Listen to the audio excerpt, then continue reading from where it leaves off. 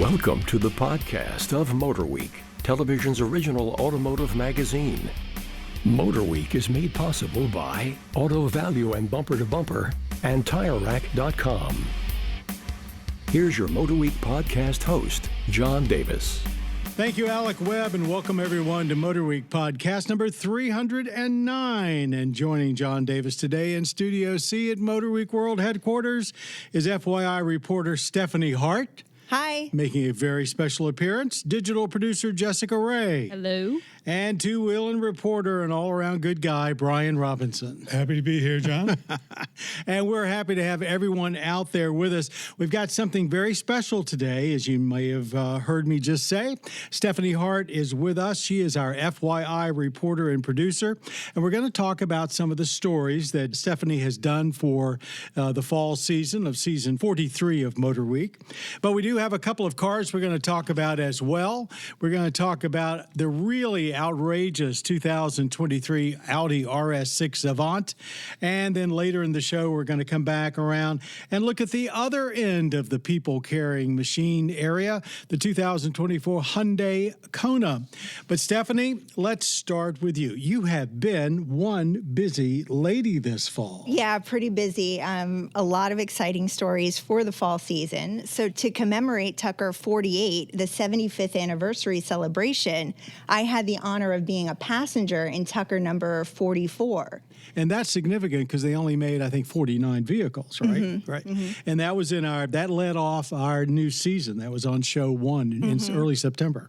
Yeah, so I got to be a passenger in Tucker number 44, and Preston Tucker's great-grandson drove me around Morganville, New Jersey. So it was a pretty cool experience.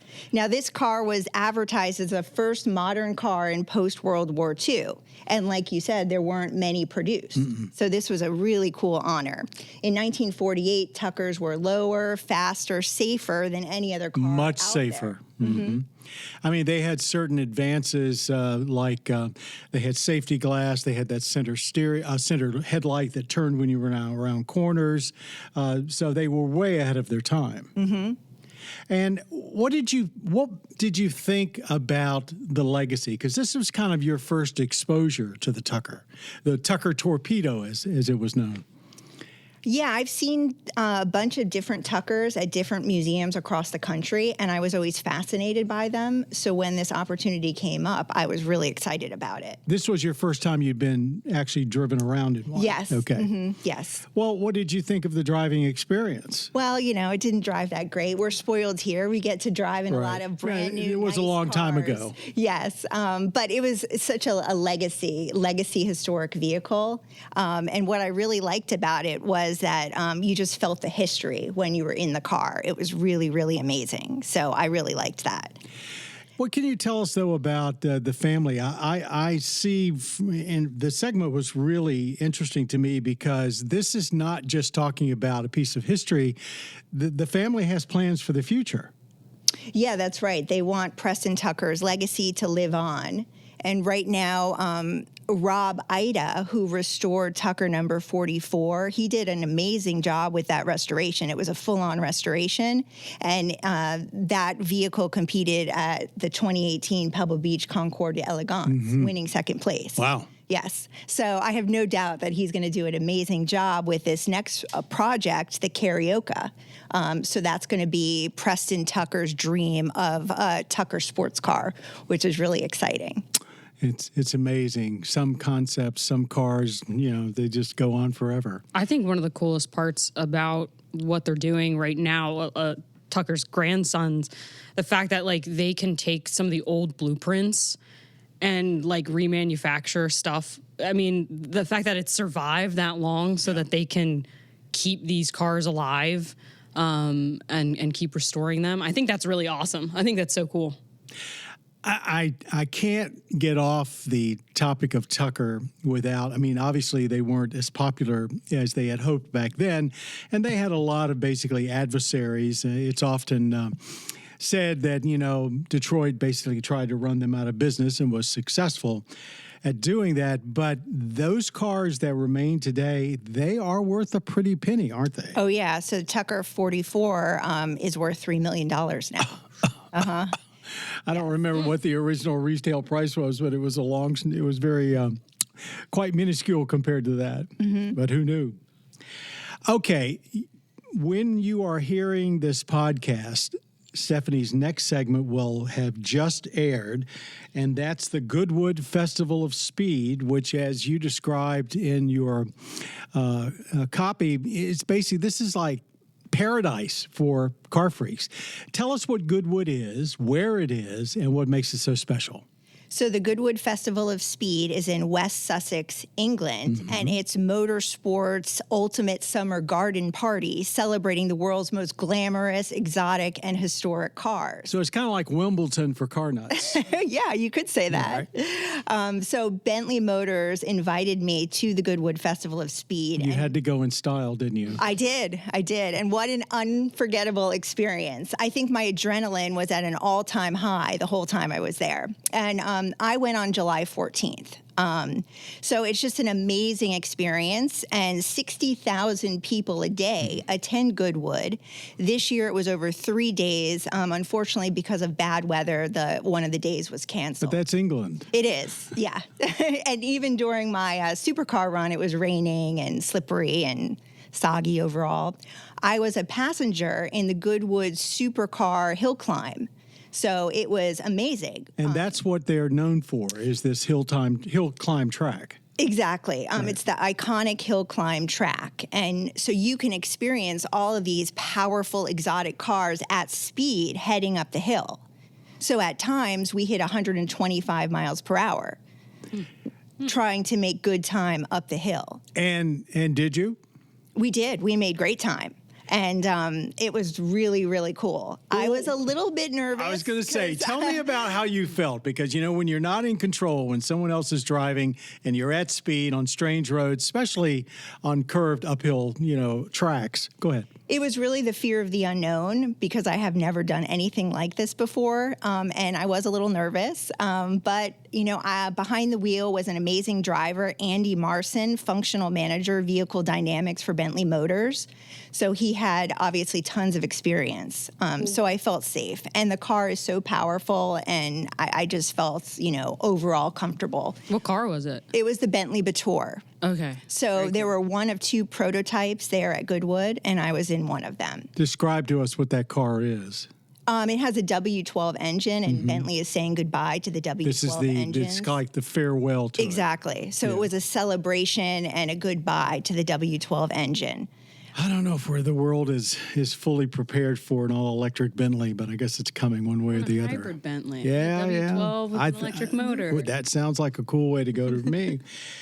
I'm not sure what you would compare the Goodwood Hill climb to here. I suppose you could say I was going to say Mount Washington Hill climb. Pikes Peak, but there's also much better dressed. With people are much better dressed and probably have much better. Is it less dangerous? And there's also one. Pikes Peak's pretty. I don't know. I would say it's probably less dangerous. It's just you're going up some guy's driveway, right? It's not a real racetrack, much like Pikes Peak. I would say Pikes Peak has just a lot of curves. And there are several 1,000-foot drop-offs. Right. There are several hill climbs in this country. That are more modest than Pikes Peak, but I don't think there's anything really that is directly comparable to Goodwood. That's what makes it so special. Yeah. And there were over 600 cars and motorcycles at the event. It was just an overload. It was amazing. I wish the weather wasn't so bad, because I would have liked to see more cars. Yeah. I walked around. Yeah. I think I did like 7 miles the day I was there. Did you ruin shoes? Actually, I did. Yes, actually I did. But it was worth it. I wish I could have saw more. Summer in England. Yeah. Okay, you've got another segment coming up this fall that it's new to me, to the Rebelle Rally. Kind of tell us about it and when it's going to happen. It's coming up soon, right? The Rebelle Rally is the first women's off-road navigation rally, and it's happening October 12th through October 21st. And it's the longest competitive off-road rally in the United States and a true test of OEM vehicles. Yeah, because they're all stock. Yes. So I'm really excited to be there. I feel honored that I get to attend. This is its 8th year. Where does it start at and end at? So I'm flying into San Diego, and then it's about 2-3 hour drive from there. It's in the middle of nowhere in the desert. It spans both Nevada and California desert. Yeah. Are you there with a particular team? I'm going with one of the MPT videographers, a female, Danielle Crone, and we're going to be arriving October 19th, and we're going to stay 3 nights to cover the event. Now, you won't be able to cover the entire event, so are you going to be at the finish line? Well, actually, organizers were kind enough. They're going to give us a Jeep, and we're going to have someone drive a Jeep through the course, and we're going to film off the back of that Jeep. Good. So Yeah, good. we'll be able to get really cool shots. So due to the nature of like the competition, they don't allow media just out. No, you've got to be. because it's You've got to 12 be days. participating somehow. So they have like a specific media day or days where they do let media come out and be able to, talk to people and they're doing it at the end, so recording. it doesn't take the attention of the drivers away from the actual event. Well, that's exciting, and that's the first time we've covered this event on MotorWeek, so that's really terrific. And it's going to be the ultimate proving ground for vehicles, products, and people, and women from all walks of life are converging in the desert to participate in So this. it's women only. Yes, And and I'm it's- very excited to meet them because they all have amazing stories. So I've heard. I've heard tidbits so far. Is it all off-road? Yes. Okay. Yeah, completely. And it's and like they're journalists, so there's people that Stephanie and I know who will be competing, but there's also just your average person who was like, I want to do something really cool. And it's a really tough event. I mean, you have to go out there, you're camping. There's days where you have to camp by yourself. So This is not another one of your glamping episodes, right? It's not glamping. No. They showed me a picture of my tent. It's definitely not glamping. No, you're out there. Yeah, you're out there. But Yes. it seems like such a really cool event, and all the people that I've talked to have like loved competing and like what it means, and they also have just a variety of vehicles. They have all electric vehicles that they'll be racing. There'll be a Mach-E rally there. There'll be like Jeep 4xEs, but then there'll be normal Wranglers and Hyundai, Santa Cruz, all sorts of stuff, but they're all stock. But everybody at home can actually participate in the entire event, right? You're right. It streams live October 7th through October 15th at rebelrally.com. Rebelrally.com.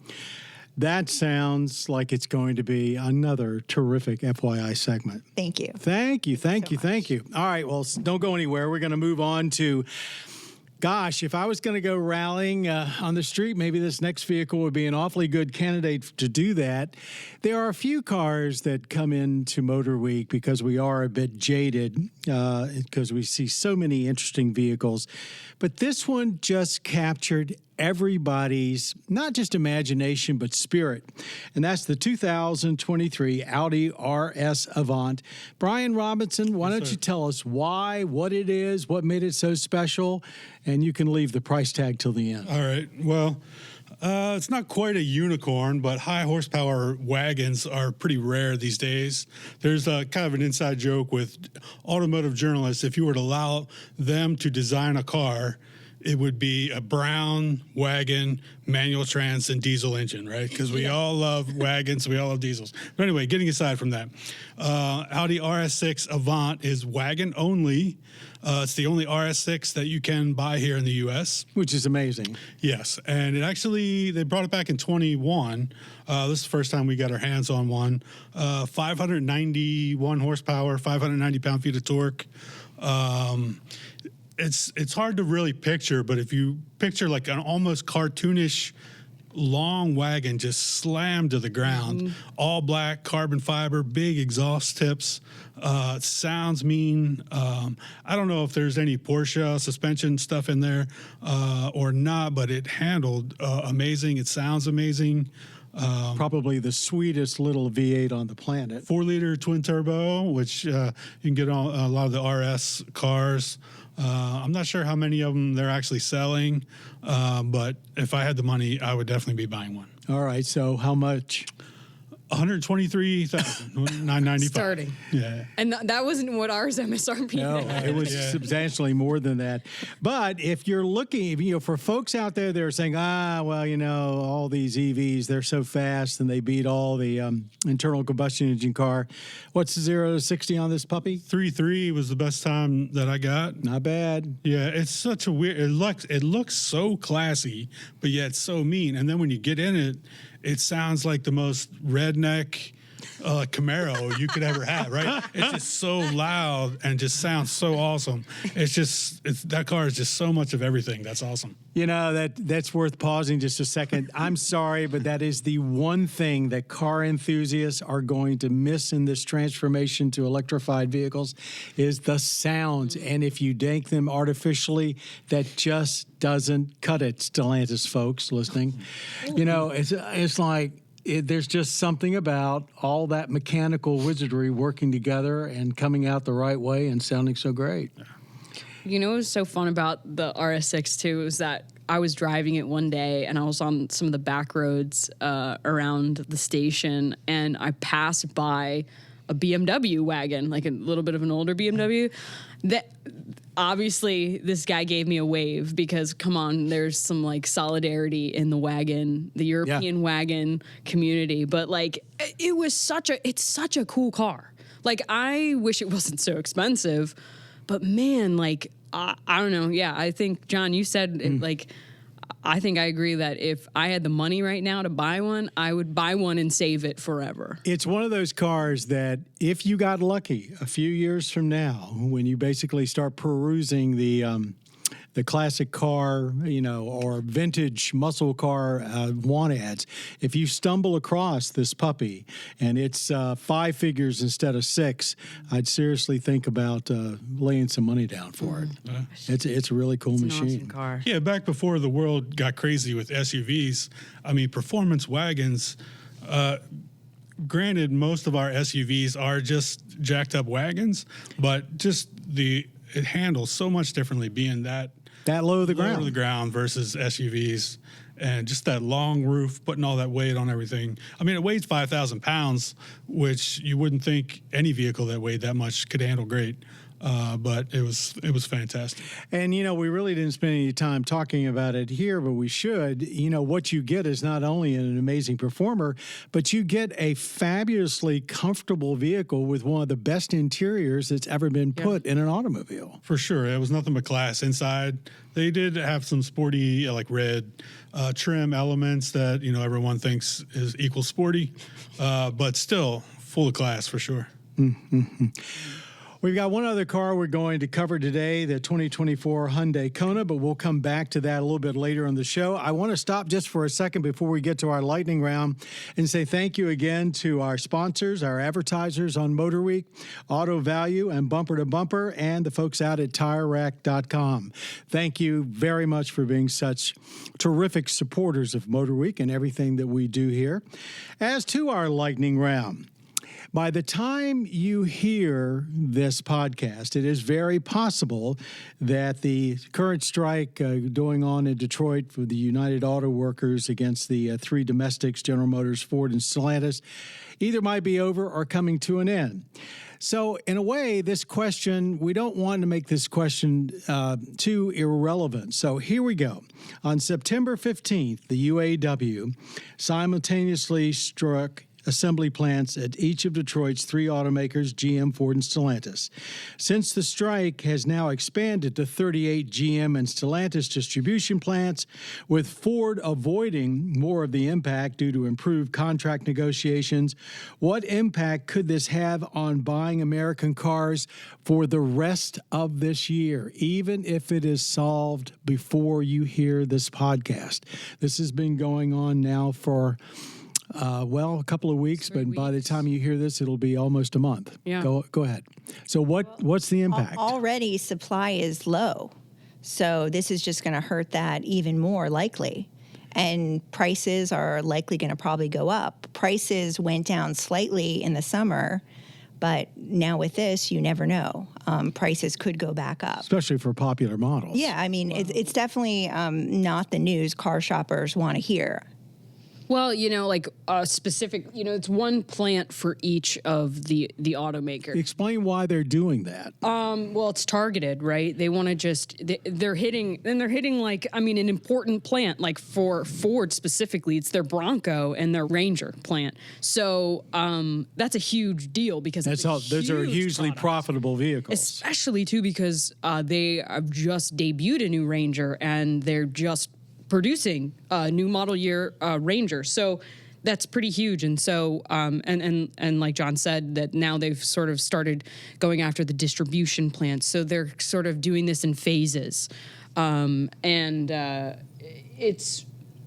the parts plants that worry me. Yeah. The theory here is you strike one plant, it basically takes that plant down, and then there's a ripple effect that it takes other plants down. And because of the way the contracts are written, if a plant goes down for something other than a strike, very often the workers still get paid. But now it's going even outside of the big three. They've struck a ZF transmission plant that's affecting Mercedes, which are built in a non-union plant in Alabama. So this is actually having ripple effects even now outside of Detroit. But, you don't just turn on the switch and start building everything again without some kind of problem. Yeah, I would say it was bad timing and good timing in a way. Bad timing just because we were kind of getting the momentum back. Actually, a lot of dealerships actually had cars in them now. Getting rid of a lot of those supply chain delays, and now we're kind of dealers can't get cars again. But good timing, and because of those, they can build up those supplies, while they're not putting the cars together. So maybe once they get everything sorted out, they can keep rolling full speed without as many delays as they were having. So there's also implications for the American economy. The American economy is growing at a subpar rate, and taking this much income and these much products out of the economy, even for a month, will hurt that growth rate. So we saw what happened when all of automotive production shut down, and we still have not truly recovered from that. So more delays is concerning. Maybe just you mentioned how will this have an impact on buying an American car? That's unfortunately going to be the biggest thing. Is we're just forcing people, to go buy more Hyundais and Kias and Camrys and Accords just because they can always get them. They're always there, and those guys aren't on strike. Yeah, we do. All of us hope that they find a middle ground that will give the workers what they need, but won't basically put the American auto companies into a hammerlock and lead to any other huge financial problems. We don't need another round of bankruptcies, that's for sure. Okay, thanks, everybody. Viewer mail. We have an email from Bob. What would you say is the most underrated vehicle feature today? I'm going to hold my answer till the end. Good question. What is it when you get in a vehicle that you automatically use and appreciate, and you don't really think about, but you're sure glad it's there, and it wasn't always there? I would say I love rear cross traffic alert. I think Explain what that is to people that haven't bought a car in the last couple of years. Since 2018 have had a backup camera, but this is what tells you that there's something there behind you that you can't see. And how many times are you parked in between or right next to a big truck or something, and you can't see past it, and that's essentially your eyes when you can't see. And that, I would like to say I'm a pretty cognizant person when I'm driving, and that I'm very aware of my surroundings, but there's some things you quite literally can't see. And I think that has saved a lot of trouble in parking lots and people's lives, probably. So I had two. I cheated. I would go. One is a volume knob. That's a typical Very journalist. good That's one. good. Very good one. That's why Good we still answer. have When I it. get up in the morning and turn the car on, there's some music blaring that Yes. I have no idea why I was cranking that the night before. I like to be able to turn it down instantly, not wait for the touchscreen to True. boot up. Yeah. Yeah, volume true. knob, number one. Number two is tire pressure monitoring. I think that's been That huge is good. safety. I think that's even has done more for safety than backup cameras, lane, whatever you want to talk about. But to let people know when they're driving around on unsafe tires is huge. It saved me several times. Absolutely. Stephanie, do you have anything? Well, I'm sure like a lot of people, I hate commuting, especially in Maryland, DC, and Virginia. So I love the adaptive cruise control. That has been like a saving grace. Sort of explain what that is. A lot of folks may not understand So if it. you set the cruise control, if the car in front of you slows down, the cruise control also slows down. So it keeps a safe distance between the cars. Yeah, except for when somebody wants to try and squeeze in between you. Yeah, good point. But I know Dave Scrivener from our staff, who does probably more coast-to-coast driving than anybody else. He loves it, and he basically just sets it on and keeps going. It's almost well. it's almost autonomous driving or Yes. semi-autonomous driving because you is. pretty much can take your feet off the pedals. I love it too because when I'm driving in an area where I know like the speed limit is something particular, like 25 miles per hour, like I'm in a small town, I just set it. And then everyone behind me can like keep the speed, and then I stay safe in a small town. I drive through a lot of small towns when I go visit my parents. So, yeah, I think it's good in like high speed situations and in low speed I situations. agree. So I've also cheated. I also go have ahead. one more. Yes. Also- you have two. I All right. know. Then. See, I we all started it. cheated. Yeah, I He started did. Following He did. Brian's lead. Go. I'm also always cold, so I love a heated steering wheel and heated seats. I gotta say, Especially the heated steering wheel. Oh, it's great. Oh my gosh, There's a it's reason- wonderful in the cold weather. Yeah, there's a reason why more and more automakers are pretty much making that like standard equipment on even just base models. You're getting yeah. heated steering and seats. And you feel spoiled when you use it. You and it's feel more- like, oh wow, the car's really pampering me. It's great. I love that feeling. It's a more efficient way to heat too when we get into EVs. Yeah, I was going to go point. there. It's using the body's sensors to essentially trick you into thinking you're a little warmer than you might actually be. I don't mind that. And Yeah. and Brian's actually It right. works. It's far more efficient in an EV to have heated seats and heated steering wheel than to heat the entire cabin instantaneously. Well, I also have two. The first one shows my age, and that's anti-lock brakes, because I remember cars before ABS where basically almost every panic stop you did, you locked the wheels up, you destroyed the tires. If the pavement was the least bit slippery, you went sliding off the road or did it into a spin. ABS, even when you don't know that it's being active, is keeping you straight and steady in a stop. And it sort of began the active automotive safety system revolution, and it's the granddaddy, and of course all cars have had it for a very long time, and I do believe that it has led to a far safer world than we would have had otherwise. Track days were a lot more fun without it. Oh yeah, all the smoke. Fun, quote unquote. Modulate. Yeah. My other one is the power tailgate on a I can agree with hatchback that a little Yes. bit. and an SUV. I remember one of the first vehicles that we had here at MotorWeek that had a power liftback. And I don't remember exactly whether it was an SUV or a minivan or whatever it was, but I remember hitting the button, it opening, and looking at it and said, who in the world would ever need a power liftgate? And of course, now, if you don't have it on a vehicle, It's annoying. Yeah. it's annoying. Now, if it doesn't open automatically, it's annoying. That's right. Shocked if it doesn't open automatically. What's this? And so many folks have gotten so used to it that when they go out and look at a classic car where you have to actually open itself. And it's one of the things with the Bronco and the Bronco Sport, because of the way was gonna they've done their mention that, tailgates, actually. it's all manual. And it's like, hey, why didn't they add this feature? Well, maybe it's down the road. It's actually funny you mentioned the Bronco Sport because I was out somewhere like shopping, and it was I wasn't on a level surface, so me being 5 foot tall, trying to use the non-power liftgate on the Bronco Sport was very difficult. Like, it would go up, and because I was at an angle, I almost could not reach to pull it back down. So that's a hindrance for me personally. But, so many of them you can adjust the height that they open. Well, that's good to know. I don't know how well that would work for me. How I would have to really. You should explain, since this is radio and not television. Anyone that hasn't seen Jessica knows. I mean, I'm 5 foot tall. Yeah. So for most vehicles, I have. You don't have problems with headroom.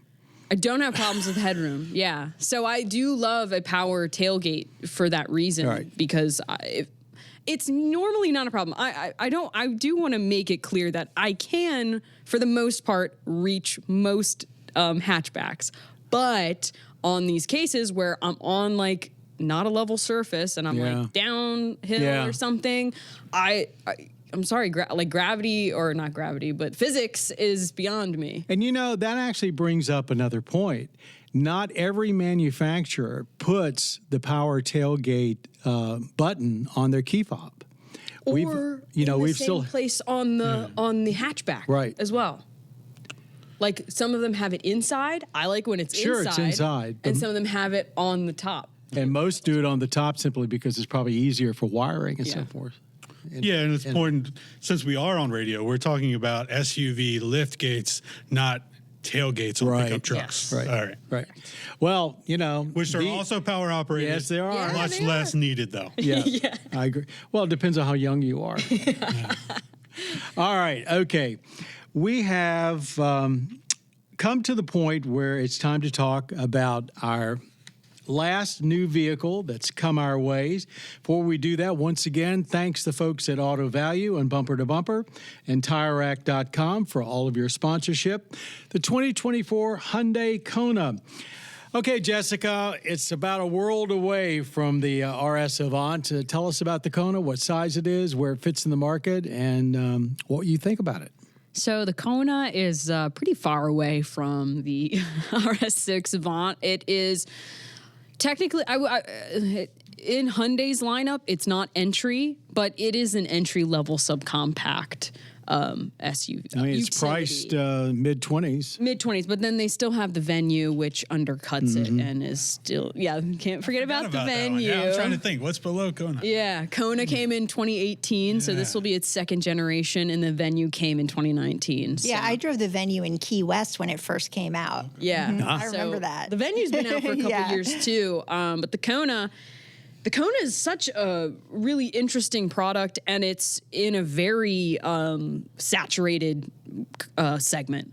I mean, this is a segment that everyone wants to be in because it is new buyers.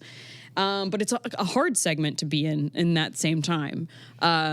So the Kona, its looks are very different than, well, I shouldn't say very, but it's like a modern version of what it was before. So it kind of keeps at the same proportions, which were a little jelly beanie, but now it's much more modern looking. It has these like end-to-end seamless headlamps and tail lamps that kind of go in line now with some of Hyundai's new design language, which look really, really impressive.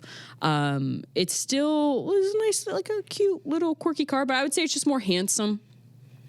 It grows a little bit. It gets nearly 6 inches more in length. So that really helps out like inside where it just feels more spacious.